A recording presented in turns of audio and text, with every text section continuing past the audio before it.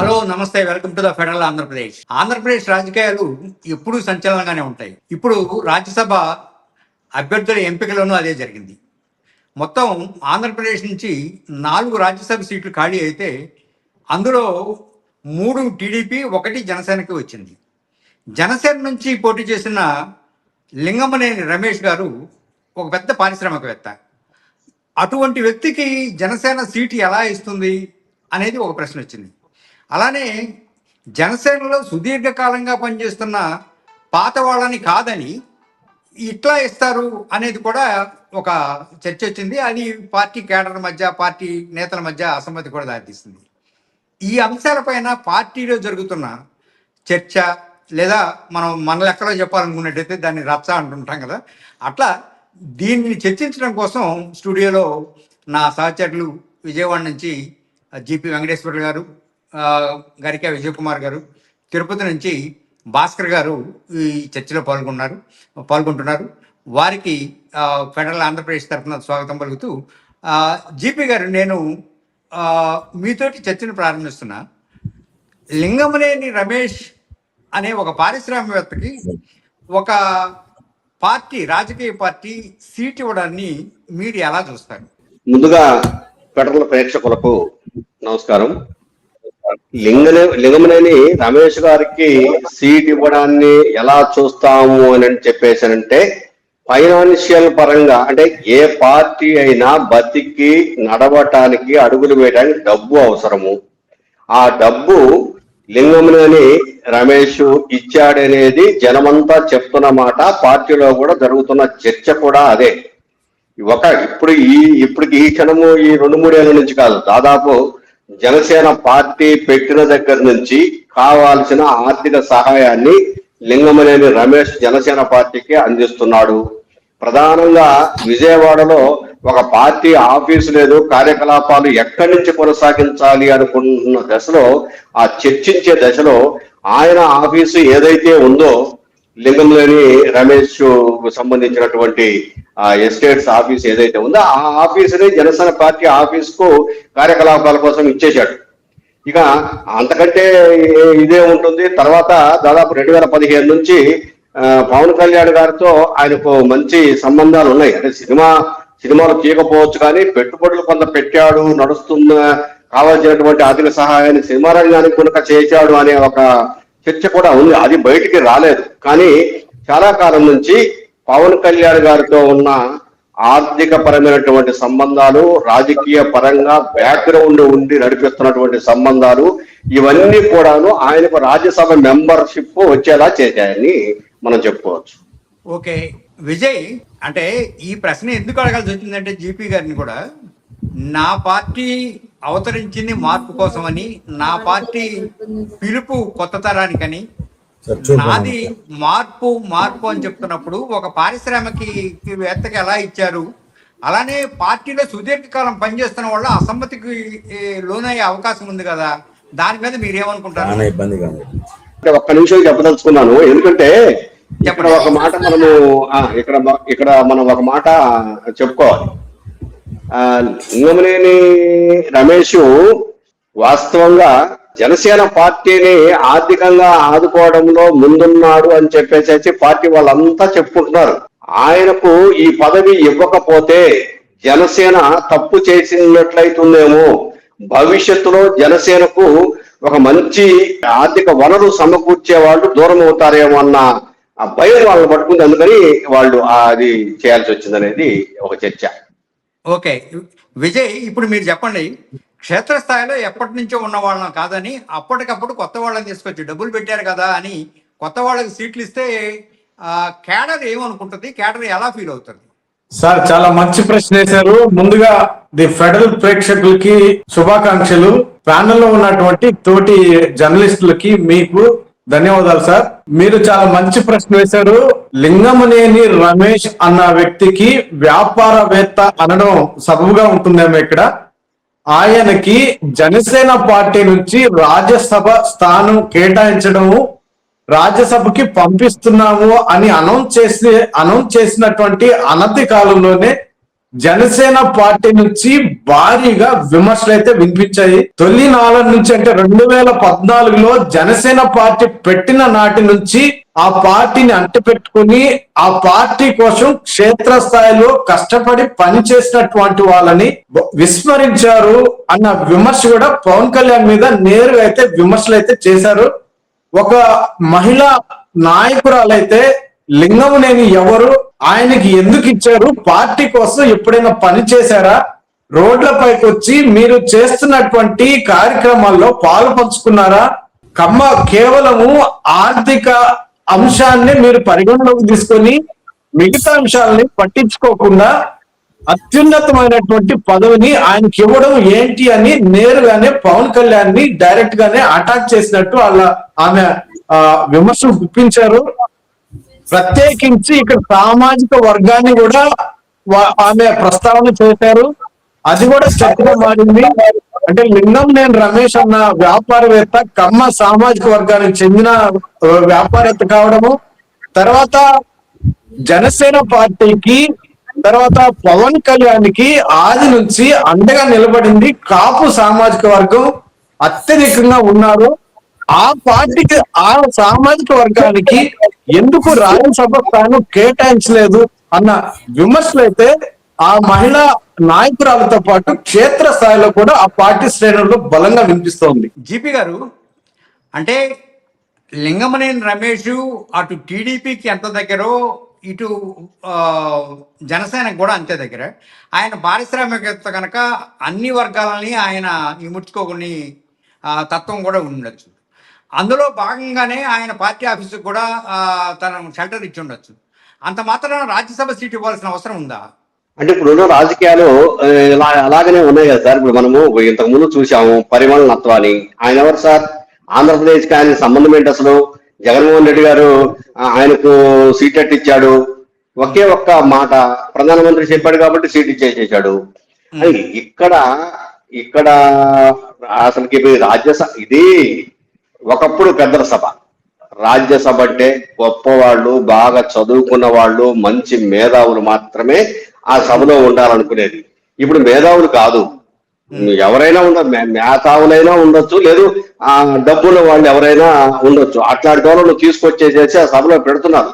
ఆ సభ వాల్యూ పడిపోయింది ఇప్పుడు. అయితే ఇక్కడ మనం ఏంటంటే, మనము అనుకునేది ఏంటంటే ఎందుకు అతన్ని తీసుకురావాల్సి వచ్చింది అని చెప్పేసి.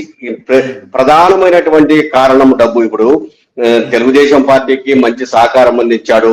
ఇప్పుడు మన రాష్ట్ర ముఖ్యమంత్రి నారా చంద్రబాబు నాయుడు గారు నివాసం ఉంటున్నటువంటి కృష్ణా నది లోపలి భాగంలోని, అంటే ఆ గుడ్డమ్మడి తీరంలోని ఆ గెస్ట్ హౌస్ లింగమనేని రమేష్ గారిది. ఆ తర్వాత అంటే అక్కడ చాలా ఉన్నాయి, వాటిల్లో ఇది ఒక మంచి గెస్ట్ హౌస్ గా ఉంది కాబట్టి ఆ రోజు ముఖ్యమంత్రి తీసుకోగలిగాడు. తర్వాత అది ఎవరో ఇచ్చే తీసుకున్నారు అది ఇది అంటే, లేదు నేను కొనుక్కున్నాను, దానికి రిజిస్ట్రేషన్ కూడా చేయించుకున్నానని చెప్పాడు. ఇవి అదొకటి. ఇక్కడ జనసేన పార్టీకి కావాల్సినటువంటి ఆర్థికంగా కావాల్సినంత సమకూర్చడము, అట్లాగనే తెలుగుదేశం పార్టీకి ఆర్థికంగా కావాల్సినంత సమకూర్చడమే ఒక ఎత్తు అయితే, ఈయన రాజకీయంగా రావడానికి లేదు ఆర్థికంగా ఎదగడానికి ఈ రెండు పార్టీల వైపు నుంచి, ప్రధానంగా తెలుగుదేశం పార్టీ వైపు నుంచి ఇచ్చినటువంటి సహకారం చాలా ఎక్కువ. ఎందుకంటే ఇప్పుడు గుంటూరు విజయవాడ మధ్యలో ఉన్నటువంటి రెయిన్ ట్రీ పార్క్ ఒకప్పుడు ఎవరు చేరకుండా విల్లాసు లేకపోతే అపార్ట్మెంట్లు ఖాళీగా ఉన్నాయి. అలాంటిది 2014లో టీడీపీ అధికారం తీసుకున్న మరుక్షణంలోనే అవన్నీ ఫుల్ అయిపోయినాయి. అక్కడి నుంచి హైదరాబాద్ నుంచి వచ్చినటువంటి ఎంప్లాయీస్ అంతా ప్లాట్లను కొనుగోలు చేశారు. కొంతమంది అద్దెలకు తీసుకున్నారు. ఇప్పుడు అంటే అక్కడ ఒక్కొక్కటి 20 నుంచి 22, 23 అంతస్తుల వరకు ఉన్నాయి ప్లాట్లు. అట్లాంటి బ్లాకులు ఇప్పుడు మళ్ళీ ఈ 2 ఏళ్లలో దాదాపు 7-8 బ్లాకులు కొత్త బ్లాకులు పెట్టారు. అది కాకుండా మంగళగిరి పక్కమ్మటి, అంటే పోలీస్ హెడ్ క్వార్టర్స్ పక్కమ్మటి మిడ్ వ్యాలీ సిటీ అనేది, అది కూడా 2014లో మొదలు పెట్టిందే. కాకపోతే మధ్యలో కొంత పెండింగ్ పడింది, తర్వాత కంప్లీట్ అయిపోయింది. ఈ 5-6 ఏళ్ల నుంచి మిడ్ వ్యాలీ సిటీలో ఇప్పుడు ఒక ప్లాట్ వచ్చేసేసి సుమారు 1,20,00,000 ట్రిపుల్ బెడ్రూమ్. అట్లాంటి ప్లాట్లు మొత్తం అక్కడ కూడా 20 అంతస్తుల భవనాలు, మొత్తము చాలా బ్లాక్లు ఉన్నాయి, అన్ని అమ్మేశాడు. మరి లింగమనేని రమేష్ గారికి అక్కడ కట్టుకోవడానికి కావలసిన అనుమతులు ఇవన్నీ ఇవ్వడానికి క్షణాలుగా జరిగిపోయినాయి. మరి ఎన్ని వేల కోట్ల ఆస్తులు వచ్చినాయి. ఇప్పుడు ఆయన నిన్న ఈ అప్లికేషన్ ఇచ్చేశాడు. ఆయన ఇచ్చిన అప్లికేషన్ లో 180 కోట్ల ఆస్తి. ఇప్పుడు ముగ్గురు ఇప్పుడు నామినేషన్ వేసిన ముగ్గురులో కంటే ఈయన ఆస్తి ఎక్కువ, లింగమనేని రమేష్ ఎక్కువ కనపడుతుంది అక్కడ. సరే ఏదైనా మొత్తం మీద ఆస్తు ఇప్పుడు ఒకటి కూడా అఫిడవిట్ లో ఆస్తులు చూపిస్తారని కూడా ఎవరెవరి పేరు మీద ఉంటుంది. ఇప్పుడు మన కళ్ళకు కనిపిస్తుంది, రెయిన్టీ పార్క్ కనిపిస్తుంది, మిడ్ వ్యాలీ సిటీ కనపడుతుంది. ఇదే 100 కోట్ల పైన ఉంటుంది. కానీ మరి అది ఆయన పేరుతో లేదేమో, చూపించలేకపోయాడేమో. ఇట్లా లింగమనేని ఎస్టేట్స్ అనేది ఒక పేరున్న సంస్థ. విజయవాడ చుట్టుపక్కల కొన్ని వేల ఎకరాల భూములు ఉన్నాయి. ప్లాట్లు వేస్తున్నారు, అమ్మేసేస్తున్నారు, కడుతున్నారు, కొత్తవి విల్లాస్ కడుతున్నారు, అమ్ముతున్నారు. ఆయనకు ఈ 2-3 జిల్లాలలో కొన్ని వేల కోట్ల ఆస్తులు ఉన్నాయి. కాబట్టి ఆయనకు ఆ పదవి ఇవ్వగలిగారు, ఇవ్వాల్సి వచ్చింది. అంటే బ్యాక్గ్రౌండ్ ఒక్కటే మనం గుర్తుపెట్టుకోవాలి సార్. ఈ చాలా మంది రాజకీయ నాయకులు కాకపోయినా రాజకీయ నాయకులను, రాజకీయ పార్టీలను ఇట్లా వెనక ఉండి నడిపించే వాళ్ళలో ఏపీలో ఈయన కూడా దాదాపు 1-2 స్థానాలలో ఉన్నాడని చెప్పొచ్చు. ఓకే, భాస్కర్ గారు, ఏ జిల్లాలో అసమ్మతి వ్యక్తమైంది? సార్, చిత్తూరు జిల్లా, రాయలసీమలో ప్రధానంగా కాపు సామాజిక వర్గం కీలకంగా వ్యవహరించేది. శ్రీకాళహస్తి, తిరుపతి, చిత్తూరు, మద్దుపల్లి, అలాగే కడప జిల్లాలో కడప, రాజంపేట, రాయచోటి, ప్రొద్దుటూరు, ఈ ప్రాంతంలో, అనంతపురం జిల్లాలో అనంతపురం సిటీ కానీ, రూరల్ కానీ, అదే సందర్భంలో గుంతకల్ కానీ, ఇంకా 2-3 కదిరి, ఈ ప్రాంతాల్లో కాపు సామాజిక వర్గం ఎక్కువగా ఉంటే, ఇదే సందర్భంలో జనసేన పార్టీ అధికారంలోకి వచ్చిన తర్వాత వాళ్ళ అన్నకు ఎమ్మెల్సీ సీటు ఇవ్వడం అనేది కూడా ఒక చర్చకు దారితీసింది. నేను రాజకీయాలనే ఉండనీక నాకు విరమించేశానని చెప్పిన వ్యక్తికి వెంట తిరగడం తప్పిస్తే, పవన్ కళ్యాణ్ కోసం తిరగడం తప్పిస్తే ఆయన కాంట్రిబ్యూషన్ ఏంటి అనే ప్రశ్నించిన వాళ్ళు కూడా తిరుపతిలో చాలా మంది ఉన్నారు. ఇదే సందర్భంలో జనసేన పార్టీ వాణిని కానీ, పవన్ కళ్యాణ్ విధానాన్ని కానీ మిగతా నాయకులతో ఏమాత్రం తగ్గకుండా, దాడులకు కూడా భయపడకుండా రాయపాటి అరుణ చేసిన పోరాటం అయితే ఏకంగా ఆమె ఎలక్షన్ ముందు జనసేన పార్టీ నాయకుల నుంచి దాడులకు గురైంది. ఇటువంటి వాళ్ళకి ఒక పదవులు ఇవ్వడంలో కానీ, లేకుంటే పార్టీలో కానీ, ఇటువంటి పదవుల్లో కానీ అవకాశం కల్పించడానికి అవకాశం లేకుండా పోయింది ఇప్పుడు. ఎందుకంటే మొత్తానికి ఇటు తెలుగుదేశం పార్టీ చూసినా, దానికి తగ్గట్టు జనసేన పార్టీ చూసినా కార్పొరేట్ శక్తులకే ఎక్కువ ప్రాధాన్యత ఇచ్చాయి మినహా పార్టీ కోసం, పార్టీ విధానాల కోసం, లేకుంటే పవన్ కళ్యాణ్ విధానాలకు, ఆలోచనకు తగ్గట్టుగా పనిచేసిన వాళ్ళకి సరైన గుర్తింపు లేదనే విషయం రాయలసీమ జిల్లాలో చాలా బలంగా ఉంది సార్. ఎందుకంటే రాయలసీమ జిల్లాలో అంటే ఇప్పుడు తిరుపతి జిల్లాలోకి వచ్చింది, ఇంతకుముందు కడప జిల్లాలో ఉండే రైల్వే కోర్టు ఎస్సీ కాన్స్టిట్యున్సీ. అసలు కాపు సామాజిక వర్గం ఉంది కానీ అది SC reserve constituency, deciding factor దళితులు. కానీ అక్కడి నుంచి జనసేన పార్టీ నుంచి పోటీ చేస్తే దళిత సామాజిక వర్గం ఎమ్మెల్యేనే అవుతాడు, కానీ అత్యధిక మెజార్టీ ఇచ్చారు. అంటే అక్కడ కాపు సామాజిక వర్గం, దళిత సామాజిక వర్గం అనేది చాలా అన్యోన్యంగా పనిచేసింది. ఇటువంటి సిచ్యువేషన్ చాలా నియోజకవర్గాల్లో ఉంది. కానీ ఇప్పుడు ఈ పదవి ఇవ్వడం అనే వ్యవహారంలో మొత్తానికి కార్పొరేట్లకే ప్రాధాన్యత ఇస్తారు. జనసేన దానికి కూడా ఏమాత్రం అతీతం కాదనే భావన నాయకులు ఇక్కడ చాలా మందిలో ఉంది. కొంతమంది పదవులు తీసుకున్నారు కానీ పదవి అనేది వాళ్ళకి అలంకారంగా మారిపోయింది. వీళ్ళు పదవి కావట్లా. తిరుపతిలో 4-5 మంది క్యాబినెట్ ర్యాంక్ లీడర్లు ఉన్నారు, కానీ ఎక్కడా కనిపించరు. వాళ్ళు మీడియా ముందు కనిపిస్తూ ఉంటారు, కానీ ఫైటర్ అనేటోడు వాడికి పదవి దక్కట్లేదు. అది ఆ చర్చ అయితే చాలా తీవ్రంగా ఉంది సార్. ఓకే, విజయ్ గారు, నాకు సూటిగా ఒకటి చెప్పండి.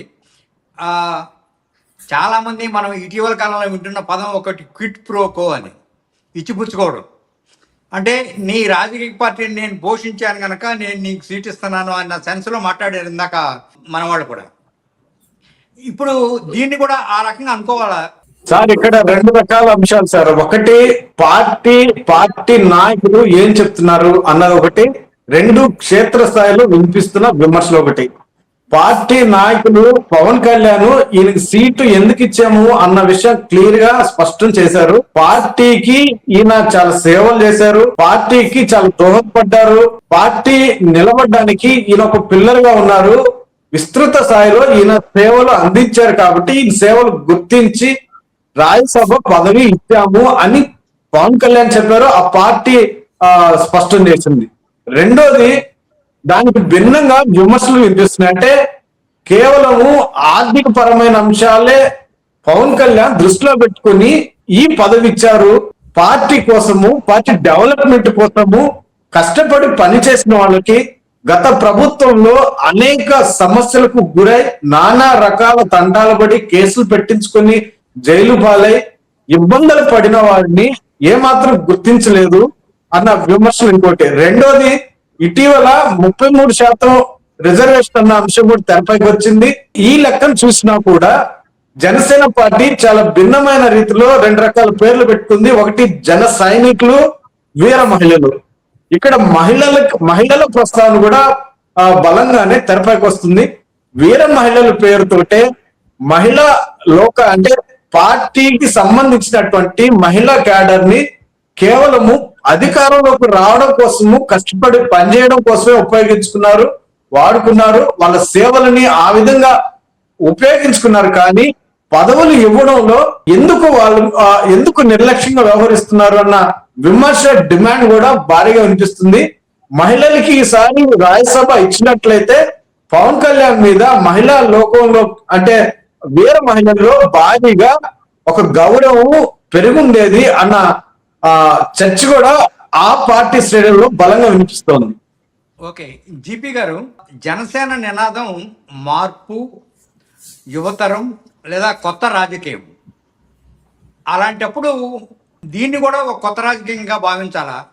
అసలు మన లింగమనేని రమేష్ గారి నేపథ్యం ఏమిటి? ఇప్పుడు కొత్త రాజకీయం అంటే కార్పొరేట్లకు కావాల్సిన పదవులు ఇవ్వడమే, అందులో తిరిగేం లేదు. కానీ లింగంనేని రమేష్ గారి నేపథ్యం ఏంటంటే కృష్ణా జిల్లాలో ఆయనకు చాలా ఆస్తులు ఉన్నాయి. వాటి తల్లిదండ్రులు కూడా వ్యాపారవేత్తలే. వాళ్ళు కొంత ట్రస్ట్ ఒకటి పెట్టేసేసి ఆ ట్రస్ట్ ద్వారా సహాయం చేయడంలో కూడా ముద్దున్నారు. ఇంకా రమేష్ గారు వచ్చిన తర్వాత ఇంకా ఆస్తులు పెరగడము, దాని ద్వారా తల్లిదండ్రుల పేరు మీదనే ట్రస్టును కొనసాగించడము, కొన్ని సేవా కార్యక్రమాలు, విద్యకు సంబంధించిన సేవా కార్యక్రమాలు, వైద్యానికి సంబంధించినటువంటి కార్యక్రమాలు నిర్వహించడం, ఇట్లాంటివి చేస్తూ ఉన్నారు. వాటితో పాటు వ్యాపారం వృద్ధి చెందాలి కాబట్టి ఎక్కువగా రియల్ ఎస్టేట్ వ్యాపారం మీద దృష్టి పెట్టారు. వెంచర్లు వేయడము, అట్లానే ప్లాట్లు ఇట్లాంటివన్నీ అమ్మడము. ఇవే కాకుండా ప్లాట్లు కట్టి అమ్మడం కూడా, దానివల్ల కూడా ఎక్కువగా డబ్బు రావడం మొదలుపెట్టింది. ఈ 12 ఏళ్ల కాలంలో తెలుగుదేశం అంటే ఆంధ్రప్రదేశ్ విభజన జరిగిన తర్వాత 12 ఏళ్ల కాలంలో రైన్ట్రీ పార్క్ ను స్ట్రెంథెన్ చేయడము, మిడ్ వ్యాలీ సిటీని కొత్తగా కట్టడము, ఇంకా కావాల్సిన కొన్ని వెంచర్లు వేసి డబ్బు సంపాదించడం, ఇది అంతా జరిగాయి. ఇక్కడ ప్రధానంగా ఏంటంటే 2 పార్టీలకు కూడా అనుకూలంగా ఉన్నాడు, కావాల్సిన ఆర్థిక సహాయం చేస్తున్నాడు. కాబట్టి 2 పార్టీల వాళ్ళు ఆయనకు సహకరిస్తున్నారు. మీరు ఇందరూ కన్నా చూడండి క్విడ్ ప్రోకో అని. ఇక్కడ క్విడ్ ప్రోకో అనేది కనిపించకపోవచ్చు, కానీ జరుగుతున్నది వాస్తవంలో మాత్రము అదే, పైకి కనిపించదు. ఎందుకంటే ఇప్పుడు మిడ్ వ్యాలీ సిటీ అక్కడ కట్టాలి, ఒక 10-20 బ్లాకులు కట్టాలి, ఒక్కొక్క బ్లాక్ 20 అంతస్తులు కట్టాలి అని అంటే మరి దానికి అది మొన్నగా మంగళగిరి మామూలు మున్సిపాలిటీ, మరి దానికి అంత పర్మిషన్లు అవన్నీ కావాలంటే ఆశామాషి కావు. ఆగమేఘాల మీద జరిగిపోయినాయి, క్షణాల మీద ఇచ్చేశారు. ఇవన్నీ చూస్తా ఉంటే ఏంటంటే ఆయన ఆర్థికంగా బలవంతుడు కావడానికి ప్రభుత్వం సహకరించింది. ప్రభుత్వము అడిగిన అంటే ప్రభుత్వంలో ఉన్నటువంటి వాళ్ళు అడిగిన కోరికలు తీర్చడానికి ఆయన సహకరిస్తున్నాడు. కాబట్టి అట్లా నడిచిపోతా ఉంది. ఇప్పుడు రాజకీయంగా చూసినప్పుడు పార్లమెంట్ లో కూడా కూర్చోవడానికి ఆయనకు అవకాశం వచ్చి, ఇప్పుడు అంటే ఎందుకు రాజకీయ నాయకులు అంటే ఈ వ్యాపారవేత్తలు మాకు పదవి కావాలని కోరుకుంటారంటే, నాకు 1-2 పేరు చెప్పకూడదు కానీ నాతో చెప్పిన వాళ్ళు ఉన్నారు డైరెక్ట్ గా, పార్లమెంట్ సభ్యులే. ఏమని, అది తప్పనిసరిగా ఆ పదవి ఉండాలని చెప్పి మీకు తెలియదు. ఇప్పుడు మనం ఢిల్లీలోకి పోతే ఒక ఆఫీసులోకి పోవాలంటే ఆ పదవి ఉండాలి, పదవి లేకపోతే మనల్ని ఎవరిని ఆఫీసులోకి అడుగు కూడా పెట్టనివ్వరు, రానివ్వరు అని చెప్తారు. అందుకని ఇప్పుడు ఏ పార్లమెంట్ ఇప్పుడు రాజ్యసభ మెంబర్ గా ఉందనుకోండి, ఈజీగా పోవచ్చు, కావాల్సింది చెప్పుకోవచ్చు, 1-2 పనులు చేసుకోవడానికి ముందు కలవడానికి అవకాశం ఉంటుంది. ఇట్లాంటి వాటికి అవకాశం కల్పించడానికి రాజకీయవేత్తలు కాకపోయినా వ్యాపారవేత్తలకు ఈ అవకాశాలు కల్పిస్తారు ఈ పాలకులు. ఇది ఒక విధంగా క్విడ్ ప్రోకోనే. ఇది మనం క్విడ్ ప్రోకో కాదని కూడా చెప్పలేము. అంటే ఇదొక రకమైనది, ఇంకొక రకమైన క్విడ్ ప్రోకో. ఓకే విజయ్, చివరిగా నా ప్రశ్న ఒకటి. ప్రశ్నించడం కోసమే జనసేన పుట్టిందని ఊరు వాడ అంతా ప్రచారం చేశారు కదా. మరి అలాంటప్పుడు పలానా ఆయనకి ఎందుకు సీట్ ఇచ్చారు అని ప్రశ్నించిన జిల్లా కమిటీలని జనసేన రద్దు చేస్తున్నట్టుగా పేపర్లో వార్తలు వస్తున్నాయి. దీనిలో వాస్తవం ఎంత, క్షేత్రస్థాయిలో ఏమనుకుంటున్నారు? సార్ దీంట్లో వాస్తవం అయితే 100% ఉంది. ఫస్ట్ ప్రశ్నించడం అన్న ప్రాతిపదిక ఆ బేసిస్ మీద పార్టీ వచ్చింది అని ఆయన పవన్ కళ్యాణ్ గారు వేలాది మంది సమక్షంలో చెప్పుకుంటూ వచ్చారు. ఆ తర్వాత జరిగినటువంటి పరిణామ క్రమంలో ఆయన మాట్లాడినటువంటి మాటలకి ఆయనే కౌంటర్ ఇచ్చుకుంటా వచ్చారు. అంటే ఆయన మాటలని, ఆయన చేసినటువంటి స్టేట్మెంట్స్ ని ఆయనే విమర్శించుకున్న స్థాయి ఆ విధంగానే ఆయన కౌంటర్ స్టేట్మెంట్స్ ఇచ్చుకుంటా వచ్చారు. అంటే ప్రశ్నించడం అన్నది గాలికి ఎగిరిపోయింది. ఆ తర్వాత ఆయన భుజానికి ఎత్తుకున్నటువంటి అనేక అంశాలు ఈ 13 ఈ వైసీపీ అధికారంలో ఉన్నప్పటి నుంచి ఇప్పటి వరకు జరిగినటువంటి అనేక పరిణామ క్రమాల్లో ఆ లైన్ పూర్తిగా గాల్లో కలిసిపోయింది. ఆయన మీద చాలా అంటే కేవలం అధికారం కోసం ఆరాటపడ్డాడు, అందుకోసం అబద్ధాలు కూడా చెప్పాడు అన్న విమర్శలు కూడా బలంగా వినిపిస్తున్నాయి. ఇంకొకటి ఏంటంటే ఆయన ఒక చెప్పిన మాట మీద నిలబడ్డు అన్న ప్రధానమైనటువంటి ఆరోపణ కూడా ఉంది. కేవలం ఆయన దృష్టి ప్రజలను మరలించడం, దాని ద్వారా సానుభూతి పొందడం, దాని ద్వారా అంటే కుల ప్రస్తావన చేస్తాడు, తర్వాత మత ప్రస్తావన చేస్తాడు, తర్వాత ప్రాంతీయ ప్రస్తావన చేస్తాడు. ఇట్లాగా అనేక ప్రస్తావన తీసుకురావడము, జనాలను మళ్లించడము, అధికారంలోకి వచ్చే విధంగా అవి తోడ్పాటు అందించే విధంగా ఆయన ప్లాన్ చేసుకోవడము, ఇవన్నీ ఆయన జర్నీ ఒకసారి చూస్తే ఇవన్నీ ప్రస్ఫుటంగా కనిపిస్తున్నాయి అని క్షేత్రస్థాయిలో బలంగా జరుగుతున్నటువంటి చర్చ. ఓకే, జీపీ గారు, చివరిగా నాది ఒక ప్రశ్న. ఒకటి, లింగమనేని రమేష్ గారిని ఎంపిక చేయడం వల్ల జనసేన లోపల ఏదైనా అంతర్గతంగా చిచ్చురేగే అవకాశం ఉందా? ఒకటి.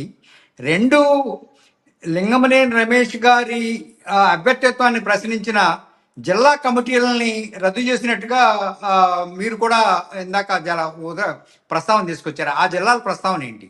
అంటే ఒకటి సార్, ఇప్పుడు అంటే జిల్లా కమిటీల రద్దు అనేది అక్కడ లోకల్ కుమ్ములాటలు ఎక్కువ. ఇప్పుడు ఒంగోలు జిల్లా కమిటీని రద్దు చేశారు.